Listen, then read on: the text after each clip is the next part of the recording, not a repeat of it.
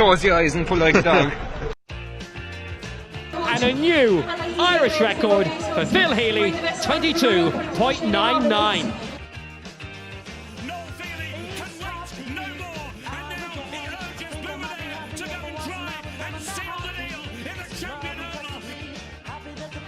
Christy Cooney hands over the Sam Maguire Cup to Graham Canty, Cork All-Ireland champions for the 7th time ever. Hello and welcome to episode 18 of the Star Sport podcast. My name is Jack McCarran of the Southern Star, and I'm joined as always by Star Sport editor Kieran McCarthy. On today's show we'll be looking ahead to the Munster Ladies Football Final this weekend between Cork and Waterford. We'll be speaking to Ireland hockey star David Harte from Kinsale, who is in France as we speak, preparing for the first stage in the Olympic qualification process for Tokyo 2020. The Green Machine will take on Egypt, Scotland and Singapore in Pool A, with France, Korea, Ukraine and Chile in Pool B. We'll also preview the weekend's hurling action, specifically the many permutations that are likely to play out during the final weekend of the Munster hurling round robin. But Kieran, before all that, the Cork ladies are in action in the Munster final this weekend and are hot favourites to land another provincial crown when they take on Waterford. Yeah, Jack, like you said, it's Cork versus Waterford in the Munster Ladies Final this Sunday evening in Dungarvan at 6:30. So Cork are huge favourites for this. Cork and Waterford played a couple of weeks ago in in this championship already, and Cork won that game by, it was 322 to 7 points. So if you're going on that alone, and that is recent form, like you can't look past Cork to put back-to-back titles together this Sunday. After Cork beat Waterford, they then went on to beat Kerry 316 to 9 points. So they're heading into this Munster final after scoring 638 in their two Munster Championship games. So it's impossible to see past a Cork win, but, and there's always a but, and that's what makes sport so great. 2 years ago in Fairfield, which is the scene for this Sunday's final, Waterford actually beat Cork 311 to 111 in the Munster Championship. So it shows shocks can happen, but this is a far better and more mature Cork team than that team was 2 years ago. So all indications and all pointers point to a Cork victory. And like, they've been going well, Jack. Like, they've obviously won Division 1 of the Football League. They've hockeyed Waterford and Kerry with the greatest respect to those two counties so far in the Munster Championship. They're in a different level, and Cork are a Division 1 team, and Waterford and Kerry are two Division 2 teams. So I suppose you have to take that into account as well. Waterford did win Division 2, in fairness to them, but still. But in the Kerry game, I think what was interesting from a Cork point of view was you spoke to the Cork manager. He said it himself. It wasn't the most attractive game on the eye to watch, but Cork still put up a good score in the end, 3-16. Kerry came 14 girls behind the ball. They did not have any interest in playing football, and it took Cork 15-16 minutes to get the first score on the board. But they didn't get frustrated. They kept to going. They stuck to the process, as they say in modern parlance, and eventually, through I think 7 or 8 points from Orla Finn and a good spread of scores across the forward line, they eventually put Kerry to the sword. They did, yeah. Kind of like that first quarter, I think there was no score in the first 40 minutes. So Kerry set up very defensively that day, and this is a Kerry team that's very much in transition. They've given 13 players their championship debut in the last couple of games, so there's been a huge turnover down there. They have a new manager, David Harte Cork, who came in this year, his first season, and they're trying to rebuild. Like, Kerry are down in Division 2 now, and they lost that league final to Waterford, but Kerry they're a good bit off where Cork are now.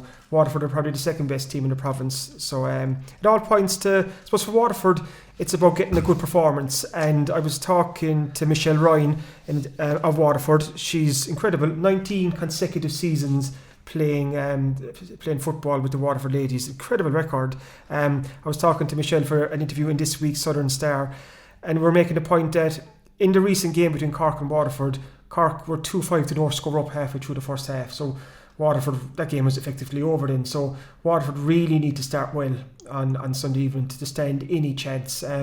Whether they'll try and go defensively like Kerry will, I don't know. Kind of it's asking a lot of a team to kind of change their setup in a short space of time.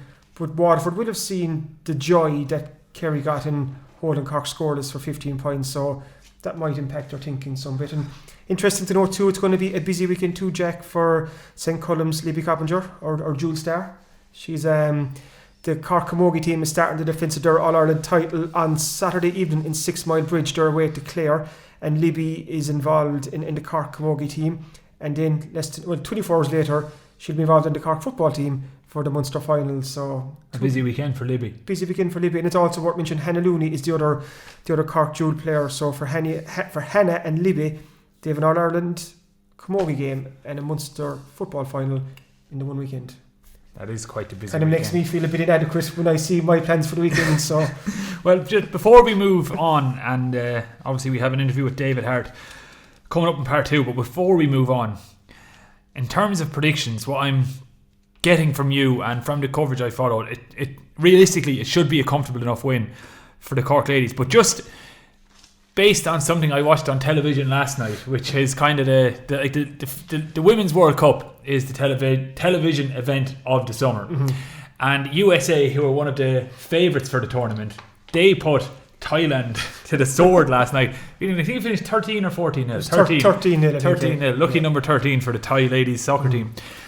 But what the angle I'm coming from this is, for goals number 8, 9, 10, 11, 12 and 13, the USA ladies did not stop celebrating. Every goal they celebrated like it was the winning goal in the World Cup final. Now what I want to ask you is, if the Cork ladies on Sunday evening are beating Waterford by a 10-point margin or a comfortable margin, I hope there's no Waterford people listening to this because they'll stick it on the dressing room wall, but can you see the Cork ladies footballers still fist pumping and high-fiving and chest bumping even if they are 25 points to do good against Waterford? I'm going to go straight to the amateur GA kind of card here.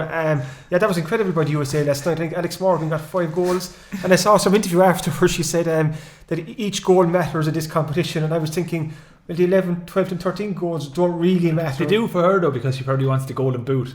Probably, yeah, I suppose, looking at that respect. But I suppose what the Cork ladies will do, they'll just roll on the subs. But saying that though, the subs to come on for the Cork ladies are just as good as the players who are starting. So and they'd want to lay down a marker as well for the All-Ireland Championship coming up. So yeah, so I'm not sure we get a 13-0 on Sunday. But in terms of prediction, I'm going to put my reputation on the line. Over-under? Huh? What's the over-under here? I'd say Cork by 12 to 15, I would think. And when that 15th point goes over, you expect raucous celebration. Oh, it's going to go nuts, like kind of the fans in the grandstand and everyone. It's going to. I just can't see past the Cork win. Waterford will put up a better battle. They are at home, but there's a gulfing clash between the sides. And this Cork team is a team up there with Dublin. Like they're the 2 best teams in the country at the moment. And I think Cork need to lay down a marker to kind of the Dubs be watching on, kind of say, look, we're coming. And they are. So I think there's a lot bigger battles to lie ahead, but it's an important step along the path and the journey that this Cork team is taking right now. Okay then, Kieran. Well, hopefully we'll be speaking to one of the Jewel stars Kieran mentioned there, Libby Coppinger, on next week's show, but don't hold us to that because you never know. But for now, we'll take a break, and coming up next, we're speaking to Ireland hockey star Kinsale's David Harte. Thank you for listening to the Star Sports Podcast. Don't forget to pick up this week's Southern Star, featuring our award-winning sports section that has everything a sports fan in West Cork could want. Available every Thursday in shops across West Cork and online from anywhere in the world. The Southern Star, #1 for sport in West Cork. Welcome back to the Star Sport Podcast. And Kieran, the Irish men's hockey team set off on their road to Tokyo in France this weekend. And the Harte brothers from Kinsale have both been named in the squad. Could you maybe tell us a little bit about the Hartes before we hear from David? Yeah, I suppose you've Connor and David Harte, twins who are the same age, Jack. I'd have you know. They're from Ballinspittle, Kinsale. So they've both over 250 caps each for the Ireland men's senior hockey team, which is phenomenal. David is a 2-time World Goalkeeper of the Year, so he's the best in the world at what he does. He's a top-class goalkeeper. He plays his club hockey in Holland with SV Kampong. I probably made a hames of that name, but no, I think your Flemish is coming on. It's coming on leaps and bounds. Yeah, Conor Dinn is a defender for the Ireland team. He plays professional hockey too, and he's over in Belgium. He plays. Give us this one as well. With Racing Club du Bruxelles, but it's Brussels, I think. But I think it's Bruxelles, I'd say. Bruxelles, yeah. Bruxelle. I have an awful habit of trying to put on an accent when I'm describing a foreign word. We were in Paris years and years ago, just I'm kind of slightly diversing now, and we were getting a taxi in from the Charles de Gaulle airport to our hotel. Charles de Gaulle. And I was there to the taxi driver, and he was kind of, where are you going? And I was saying, Hotel du Centre. And my better half is looking beside me, kind of saying, what are you saying? And I said, it's the Hotel du Centre. And it's the Hotel du Centre. But I thought I was putting on the kind of the French take on the word centre, and I made a total mess up of it. So I don't think you were pronouncing it quite right, but at least you tried. I think people appreciate when in Rome, or when in Paris, as the case may be. But yeah, the two Harte brothers, they're mainstays of the Irish men's hockey team. They both played at the Rio Olympics in 2016 when Ireland qualified there, and David and Conor are very keen to get back to the Olympics again. With the games in Tokyo 2020. So they have a chance to qualify with the FIH World Series that's on this month, and it's starting this weekend. So I'd had a chat with David earlier just to see how preparations are going and his thoughts ahead of the tournament. We're delighted to be joined on the Star Sport podcast by living legend of Irish men's hockey, David Harte. Well over 250 caps now, Dave, and you're still going strong. Thanks for joining us. Not a bother. Thanks for having me on again, Kieran. So we're just having a chat with Dave this week because the Irish men's hockey team is at the International Hockey Federation's World Series in France that gets underway this weekend, this Saturday. So this tournament, Dave, it's the first stage of the Olympic qualification process. Can you explain how this tournament works and how hopefully, touch wood, Ireland can take a step towards the 2020 Olympics in the next week or so? Yeah, I'll certainly try my best. It's a bit confusing, to be honest, but right now, of course, it's a similar event that's being hosted in Banbridge by the women, and it is essentially our first step in the qualifying process towards Tokyo 2020. There's 3 of these events taking place over the last month and the coming month at the minute. For the men's section, the first one, it was in Malaysia in the end of April. There was now the one that is happening in India, and there's obviously the third one here, which is ourselves competing in France. All 8-team tournaments, and in order to get yourself into the final qualifying stage, which will take place in the end of October, beginning of November, you have to get yourself into the final of each of the events. So the top 2 teams will go through, and how it all works out then, you come up against another different opposition from outside of these league, or the hockey series as they're called, and participate against perhaps a team from the FIH Pro League, where you have 8 teams from there. So it could be Great Britain, it could be Spain, and basically in a best of 3, winner takes all and gets the tickets to go to Tokyo. Is it a harder process this time to get to the Olympics than it was in 2016? Well, it's certainly more confusing, that's for sure. But you could argue, of course, that it might be slightly harder, or there's more benefits in the Pro League that either the Irish men or women are competing in. It's 8 teams that have been selected by the FIH who have been constantly playing matches home and away, in front of what is supposed to be packed stadiums and live audiences sent all around the world, and playing against the best teams in the world. So you could say those kind of nations already have a bit of an advantage, of course, going towards October, November, because of the quality matches that they have under the belt and the time they spent together. Whereas ourselves, like the other teams in these kind of tournaments, are dipping in, dipping out, and then you have to come and compete in such an event and make your way through to the top 2, like I mentioned, to ultimately get yourself to face off against one of those higher ranked nations. So you're starting this Saturday with a game against Scotland, and Ireland are in a group with Egypt, Scotland and Singapore. That's in Pool A. Pool B then is France, Korea, Ukraine and Chile. So Scotland this weekend, how important is it to get off to a good start? Yeah, like in any event, in any tournament, and across any sport, putting your best foot forward, and especially in the opening match, is key to how you have the confidence to take into the next game and have a good flow behind you. And I think we are the highest ranked nation at this tournament, so of course you could argue that there is a bit of extra added pressure, but at the same time, nothing will change. All the cliches will be out one game at a time. We won't underestimate any opposition, but realistically fully believe and very confident if we do our homework on oppositions and really focus on ourselves to perform at our best here, then we'll go quite far in this event. In terms of preparation, you played the USA and then you did a couple of games against France on home side there last week. And I think you won both games against France, did you? So preparation's going quite well, Dave, is it? Yeah, preparation's been good. It was good to see obviously some home support back in Ireland as well for the men's teams. It's not often we have many test matches, so the 2 matches were down in Dublin were well supported, and up north in Lisnagarvey 2 matches again against the French, which was good as well, just to get the group going. And I think it was the USA games were the first kind of matches that we had as an officially selected team and squad that will be going to participate in this event here in Le Touquet in France. Obviously, yourself and your brother Conor were involved in 2016, like you mentioned there, the Irish hockey team getting to that Olympics. What's been the turnover in the squad since then? Like, we're 3 years on now, we're starting the next Olympic cycle. How many of that team is still around, David? Ooh, that's a good question, Kieran. You've caught me on the hop a little bit here, but if I went through it, I could tell you probably most likely you're looking at, let me think, 1, 2, 3, 4, 5, 6 or 7 guys who have stepped away from the Olympic squad. So there is still an abundance of experience within this squad, but also really exciting, talented youngsters. And, I wouldn't even say youngsters anymore, but guys around the age of 23, 24 who've really made a big step and breakthrough as well, who are playing and plying their trade abroad in European tournaments and leagues in Germany and Holland, in England. And so it's really good to see those guys also in Belgium as well, I should have said, and really coming back and really kind of showing and stepping up here for the national team, which is great to see. Obviously, the Irish women's hockey team had a fantastic year last year. What is the current health of hockey? The current health of hockey at the moment here in Ireland, David? Is it strong, or would you like to see it in a better position, or what do you think? Well, we're certainly riding the crest of a wave, and it has been over the last number of years. But ultimately, for us as a hockey playing nation, to continue to be in the media, to be into mainstream TV, radio, and the likes, it has to come with success.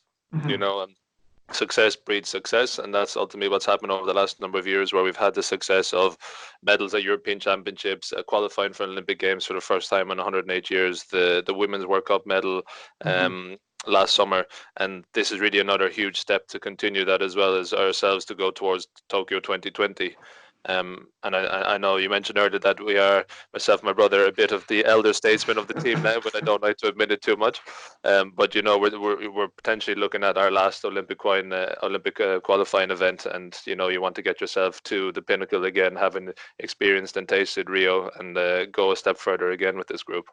Talk me through this week. So you landed in France on Monday, and in the run up to the Saturday, what happens in terms of preparation? Would you train much, or what happens? Or so the coming days will be quite busy, in the sense that it's getting just narrowing the focus for ourselves. You had a good pitch session today, just to stretch the legs and just get out and open up the lungs for the lads and get used to facility and the surroundings.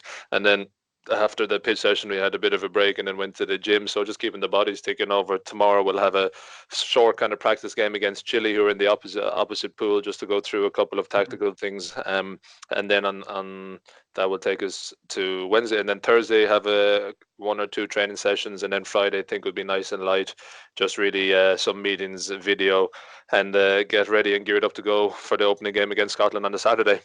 Because you kind of mentioned earlier that Ireland are the kind of highest ranked team in this tournament, so that, like you said, would bring, I suppose, its own pressure. How do you cope with that expectation that you are the highest ranked team? Like, how much of an added pressure is that?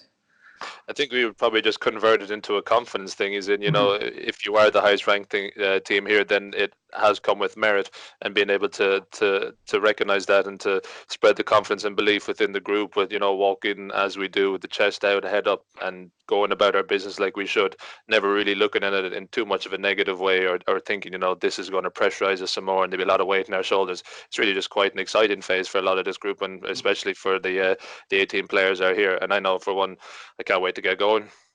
You can help clear this up for me now. I think it was an April Fool's prank by Conor on Twitter, was it, when he said he was joining SP Campong? That was you. Sorry, that was you, because I 100% fell for that. So that was an April Fool's, wasn't it? It certainly was. Yeah. I thought Conor happened to be up in Utrecht at the time. And I thought, we were just in the gym, going down the change room, and I just looked around, and there was a jersey hanging up on one of the lads' kind of places in the change room. I said, listen, just fire that up there, and I'll just throw that out. I didn't expect that it would gain the traction that it did, and as well as that, from going the whole world round, from getting messages from former teammates from across different teams in Australia, to family in America, to even as far as local newspapers in Holland. It went that far. So I think it went a bit too far, but I still have to say you had to take it in the most lighthearted way possible, because it was an April Fool's joke. I have to say you totally fooled me as well, because as soon as I saw it, I retweeted the tweet, and I was about to get onto you, get onto Conor just to see what was happening, and then it dawned on me, oh, it's April's first. So it looked pretty legitimate, I must say. I know. It was a pretty good one. So kind of confidence is high at the moment. You're looking forward to the weekend. So everything going well, you'll finish in the top 2 and move on to the next round. That must be the hope, David, is it? That sums it up perfectly, Kieran. Yeah, spot on. Brilliant. Now, come here, Dave. Thanks for giving us your time. I know you're friends at the moment preparing for the weekend, so we do appreciate your time. Best of luck to you and all the lads, and hopefully we'll be chatting to you in a couple of weeks and you're moving forward to the next stage. Brilliant. Thanks, Kieran, to you as well, of course, for all your time and the promotion of our sport down in Cork, and of course the wider Munster region as well. So that's gratefully appreciated. Thank you for listening to the Star Sports Podcast. Don't forget to pick up this week's Southern Star, featuring our award-winning sports section that has everything a sports fan in West Cork could want. Available every Thursday in shops across West Cork and online from anywhere in the world. The Southern Star, #1 for sport in West Cork. Welcome back to the Star Sport Podcast, and on Sunday afternoon the Munster Hurling Championship round robin reaches its conclusion, with Tipperary hosting Limerick and Cork travelling to Ennis to take on Clare. But it's all a bit confusing as to what the current standings are and who is likely to progress in the Munster final. But thankfully, Kieran, there are people like Dennis Hurley in this world to break down this sort of thing for us noobs. There's not enough people in the world like Dennis Hurley. In fairness to him, he went to an awful lot of trouble to work out all the different permutations ahead of the last round of the Munster Senior Hurling Championship this weekend. I couldn't sit down and do this. I don't have the patience for it, but Dennis does. So Dennis takes all the praise and credit for this. But there are 9 permutations for the last round of the Munster Hurling Championship this Sunday. Depending on the results, Cork could reach the final, come third and progress to the All-Ireland Series, or actually be knocked out of the championship this weekend. So there's a lot on the line with Cork heading to Clare. So I'll give you a couple of the permutations, because there's 9 of them there. So if Cork win and Tip win, this would see Tip finish top of the group on 8 points. Cork would be in second place on 6 points, and Limerick in third on 4 points. And that would mean a Cork and Tip Munster final. But if Cork and Limerick would win, that means Cork, Limerick and Tip would all be level on 6 points. But currently Limerick and Tip have a superior scoring difference, so Cork would need to win by a large amount to make it to the final. So you're looking at a Tip-Limerick final there, and it goes on and on and on. So check out the Southern Star on Thursday for a breakdown of the 9 different permutations. Hopefully we'll have a Cork win, that they'll stay in the championship, and hopefully they'll get to the Munster final. But I'm a small bit confused as to how they're going to get there and what happens. But Dennis has it explained really, really well. Very sharp and concise. And that's in this week's Southern Star, Dennis's breakdown of all the possible permutations. Yeah, page 5. Go straight to page 5. And what else can we expect in this week's paper then, Kieran? It's while we're on the subject. It's nice little segue there. We have 24 pages again of the best of local sport. We have a 4-page preview of the Munster Ladies Football final between Cork and Waterford. It's on in Fairfield, Dungarvan, this Sunday at 6:30. I have an interview with Melissa Duggan from Dunmanway. She's the Cork defender, and basically what we're chatting about there is Melissa is a pharmacy student, a 4th year pharmacy student up in Dublin. But as we all know, or a lot of people might know, that the ladies footballers get no expenses, no travel expenses whatsoever, and no expenses. So twice a week Melissa has to get the train down from Dublin to Cork for training, and she has to pay for that out of her own pocket. So it's a huge for a student, especially, to be forking out 70 quid alone just on a train every week, not to mind bus fares, loose fares and all that. So just chat about that with Melissa. I suppose how tough it is being a student, and the fact that ladies players don't get any expenses. We also have a feature on the Cork forwards. We've talked in this podcast before just how strong that and the strength and depth that the Cork ladies football team have at the moment. So kind of look at the 12 options they have up front and just how strong this Cork attack is. The Féile was on in Cork the weekend, and we had success for some local teams. Bandon won Division 5 hurling, Clonakilty won Division 2 cup final in the Camogie, and there was a couple of more success stories there too. What else do we have? Obviously, a lot of the hurling was going great guns. Cork Waterford in the hurling senior and minor last weekend. Plenty there, Jack. There's a lot of reading for sports fans, and a special last word column this week on the ploughmossing of Kerry people on the Cork people ahead of the Munster final, and it's my survival guide to the Cork people, I suppose, how to survive the Munster final build-up, because Yera is in full flow in Kerry at the moment. They're playing the poor mouth. They have a lot of injuries. It's Cork's final to win. Is it an organised campaign from the top down? Like, do the Healy Rays set the wheels in motion and the message gets passed around from house to house and pub to pub and business to business? Lads, we're in the Munster final against Cork. Start talking shite. Well, talking shite is the right word. I was reading an interview from Mike Quirk there a couple of years ago. It was actually in the Irish Examiner, where he was talking about kind of the Kerry players before Munster games against the Clares and Limericks and Tips of this world, where I think he admitted that they didn't believe a word that they said in those press days, because they'd roll out the usual cliches, and no one believes it. And I think no one believes either that Kerry are in a bad shape as they say that they are. They're not.